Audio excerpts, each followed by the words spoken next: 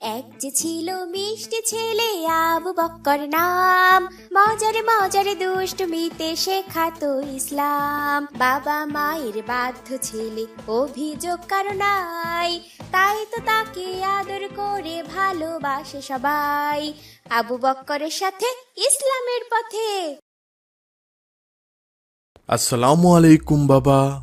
এত মনোযোগ দিয়ে কি করছে আমার বাবাটা? ওয়ালাইকুম আসসালাম। বাবা এসেছো? হ্যাঁ বাবা, এসেছি। তুমি এত মনোযোগ দিয়ে কি করছো? বাবা একটা বিষয় কোনোভাবেই মেলাতে পারছি না। কি বিষয় মেলাতে পারছো না বাবা? আজ চাঁদ দেখা গেলে আগামী কাল থেকে তো ইনশাল্লাহ রমজান মাস শুরু হবে, রহমতের মাস শুরু হবে। বাবা, আল্লাহ নিজে এই মাসে আমাদের প্রতিদান দিবেন, আমাদের গুনাহ মাফ করে দিবেন। এই জন্য এই মাসে কখন কোন ইবাদত করব সেটার একটা রুটিন বানাচ্ছিলাম। মাশাআল্লাহ, এটা তো খুবই ভালো সিদ্ধান্ত। বাবা, আমি চাচ্ছিলাম রমজানের 30 দিনে আমি পবিত্র কুরআন একবার খতম করব, কিন্তু রমজানে কখন কুরআন তিলাওয়াত করব সেটাই বুঝতে পারছি না। বাবা, তুমি চাইলে সাহরি খাওয়ার আগে প্রতিদিন এক পারা করে কোরআন তিলাওয়াত করতে পারো। ওই সময় আমিও কোরআন তিলাওয়াত করি। দিনে কুরআন তিলাওয়াত করা যাবে না বাবা? হ্যাঁ যাবে, তবে সাহরি খাওয়ার আগের সময়ে ভোরে আল্লাহ তাআলা দুনিয়ার আসমানে নেমে আসেন আর বান্দাদের ডেকে ডেকে গুনাহ মাফ করে দেন, বান্দার সকল চাওয়া পূর্ণ করেন। তাই আমাদের জন্য এই সময় আল্লাহকে খুশি করাটা অনেক গুরুত্বপূর্ণ বাবা। এই সময়ের দোয়া আল্লাহ ফিরিয়ে দেন না। আমাদের উচিত এই সময়ে তাহাজ্জুদ সালাত আদায় করা, বেশি বেশি নফল ইবাদত করা। ধন্যবাদ বাবা। তাহলে সেহরির আগে তাহাজ্জুদ সালাত আর কুরআন তিলাওয়াত রাখি। হ্যাঁ বাবা, রাখতে পারো। বাবা, তুমি কি আমার পুরো রমজানের প্ল্যানটা শুনবে? কি কি রেখেছো তোমার প্ল্যানে? সেহরির আগে ঘুম থেকে উঠে প্রথমে তাহাজ্জুদ সালাত আদায় করব, তারপর প্রতিদিন এক পারা করে কুরআন তেলাওয়াত করব ইনশাল্লাহ। এরপর সেহরি খেয়ে ফজরের নামাজ আদায় করে ঘুমিয়ে যাব। ঠিক আছে না বাবা? বাবা, তুমি এখানে আরো কিছুটা ইবাদত যোগ করতে পারো। কিভাবে বাবা? আমাদের প্রিয় নবী হযরত মুহাম্মদ সাল্লাল্লাহু আলাইহি ওয়াসাল্লাম ফজরের আজানের অন্তত 10 থেকে 15 মিনিট আগে সাহরি খাওয়া শেষ করতেন। একেবারে ফজরের আজান পর্যন্ত কখনোই সাহরি খেতেন না। তারপর নিরালে বসে আল্লাহর কাছে দোয়া করতেন। মহান আল্লাহ সাহরি আর ফজরের নামাজের মাঝে এই সময় দোয়া অনেক পছন্দ করেন বাবা। তারপরে কি ফজরের আজান হলে নামাজ আদায় করে ঘুমিয়ে যেতেন আমাদের নবী? না বাবা, ফজরের নামাজ আদায় করেই কিন্তু আমাদের প্রিয় নবী ঘুমাতেন না।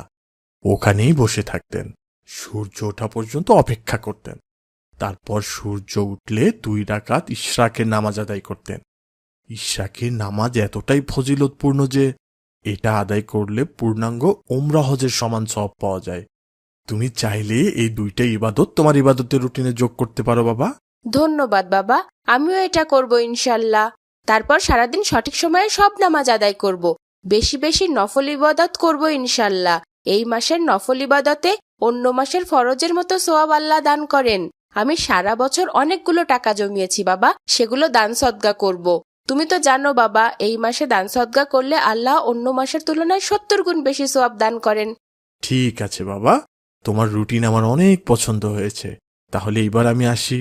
আমাকে সাহায্য করার জন্য ধন্যবাদ বাবা। আসসালামু আলাইকুম। ওয়ালাইকুম আসসালাম। আসসালামু আলাইকুম ভাই। ওয়ালাইকুম আসসালাম। রমাদান মোবারক। রমাদান মুবারক। ভাই, রমজানের চাঁদ কি দেখা গেছে?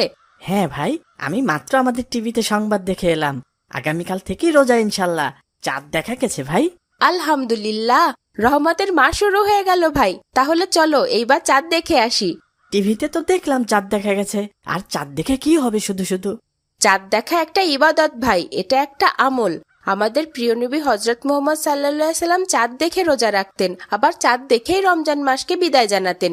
এটা একটি সুন্নত ইবাদতও ভাই। তাহলে তো অবশ্যই আমাদের চাঁদ দেখা উচিত। শুধু শুধু একটা ইবাদত থেকে আমরা বঞ্চিত হব কেন? হ্যাঁ ভাই, চলো আব্দুর রহমানদের বাসায় যে ওকেও ডেকে নিয়ে যাই, সাথে বাকি বন্ধুদেরকেও। ঠিক আছে ভাই, সবাই মিলে চাঁদ দেখতে অনেক মজা হবে। সবাই একসাথে সুন্নত আদায় করতে পারবো। ঠিক আছে ভাই। আসসালামু আলাইকুম মা, রমাদান মুবারক। ওয়ালাইকুম আসসালাম। রমাদান মোবারক। বাবা আবু বকর, তুমি কি চাঁদ দেখেছো? হ্যাঁ মা, দেখেছি। আমি আমার বন্ধুদের সাথে যেয়ে চাঁদ দেখেছি মা। এখন তারাবি নামাজ আদায় করতে যাব। তারাবি আদায় করতে যাওয়ার আগে আমার একটা কাজ করে দিতে পারবে বাবা? জি মা, অবশ্যই। কি কাজ? আমাদের প্রতিবেশী রহিমা খালাকে তো চেনো? তাই না বাবা? হ্যাঁ মা, ওই যে আগে আমাদের বাসায় কাজ করতেন উনি। হ্যাঁ বাবা, অনেকদিন থেকে উনি অনেক অসুস্থ, কোনো কাজ করতে পারেন না। ওনার সাহারির জন্য কিছু খাবার দিয়ে দেব, তুমি কি ওনাকে দিয়ে আসতে পারবে খাবারগুলো? ঠিক আছে, অবশ্যই। উনি তো আমাদের প্রতিবেশী, এই রমজানে তো আমাদের সব প্রতিবেশীদের খবর নেওয়া উচিত। শুধু রমজান না বাবা, সারা বছর আমাদের প্রতিবেশীর দায়িত্ব পালন করা উচিত। ইসলামে প্রতিবেশীর প্রতি হকের কথা অনেক গুরুত্ব দিয়ে বলা হয়েছে বাবা। ঠিক আছে মা, তাহলে আমাকে খাবারগুলো দাও, আমি তারাবির পড়তে যাওয়ার সময় দিয়ে দেব ওনাকে।